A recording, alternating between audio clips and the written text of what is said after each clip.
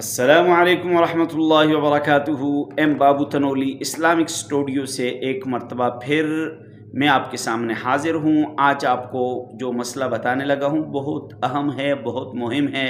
وہ مسئلہ یہ ہے کہ اگر آپ بیوی سے ملاپ کرتے ہیں، بیوی سے جماع کرتے ہیں، بیوی سے صحبت کرتے ہیں، یا کسی بھی عورت کے ساتھ آپ کا ملاپ ہوتا ہے اور دخول ہو جاتا ہے، مرد کی شرمگاہ عورت کی شرمگاہ میں داخل ہو جاتی ہے، اگرچہ منی نہ نکلے، اس صورت میں غسل فرض ہو جاتا ہے۔